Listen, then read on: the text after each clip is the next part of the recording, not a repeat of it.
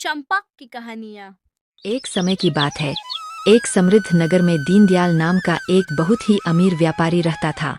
उसके पास आलीशान महल, नौकर चाकर और बेशुमार धन दौलत थी। लेकिन इन सब के बावजूद दीनदयाल कभी खुश नहीं रहता था। उसे हर समय यही चिंता सताती रहती थी कि उसका धन और कैसे बढ़े। रात की नींद और दिन का चैन उसके लिए जैसे बीते कल की बात हो गई थी। उसी नगर के एक कोने में रामू नाम का एक मोची अपनी छोटी सी झोपड़ी में रहता था। रामू दिन भर जूते गांठता और शाम तक जो कुछ भी चंद पैसे मिलते उससे अपने परिवार के लिए रूखा सूखा भोजन जुटा लेता। हैरानी की बात यह थी कि रामू हर समय गुनगुनाता रहता और उसके चेहरे पर एक अलौकिक शांति और मुस्कान बनी रहती थी। एक दिन व्यापारी दीनदयाल अपने बगीचे में टहल रहा था। उसने देखा कि सड़क के किनारे बैठा रामू फटे पुराने जूते सीते हुए भी कितना प्रसन्न है। दीनदयाल को बड़ी उलझन हुई।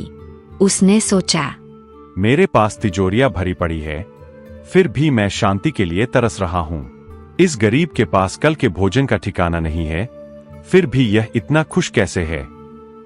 अगले दिन दीनदयाल ने रामू को अपने पास बुलाया।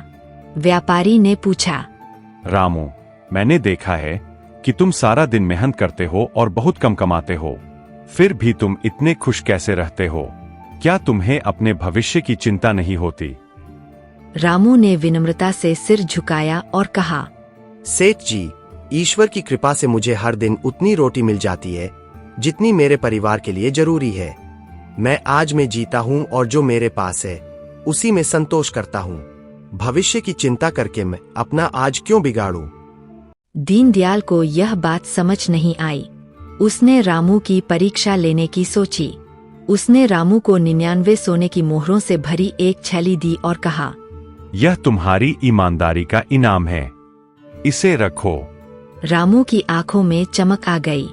उसने अपनी पूरी जिंदगी में इतनी दौलत नहीं देखी थी। वह खुशी खुशी थैली लेकर घर पहुंचा। जब उसने मोहरें गिनी तो वे 99 थीं। रामू के मन में एक विचार आया, काश यह पूरी 100 होती तो यह एक पूरा सैकड़ा बन जाता। बस यहीं से रामू की शांति भंग हो गई। उसने तय किया कि वह दिन रात मेहनत करके एक और मोहर कमाएगा ताकि वह 100 का आंकड़ा पूरा कर सके। अब रामू ने गाना गुनगुनाना बंद कर दिया।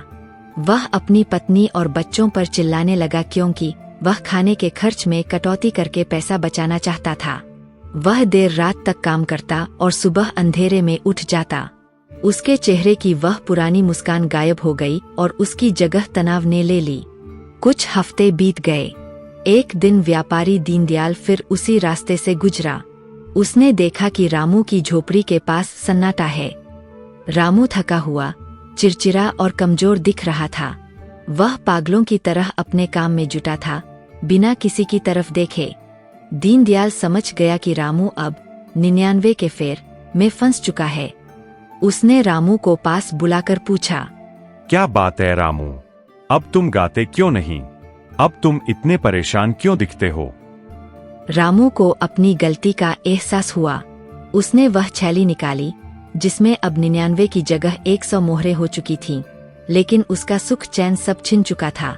उसने वह थैली व्यापारी के चरणों में रख दी और बोला, सेठ जी, मुझे माफ कर दीजिए।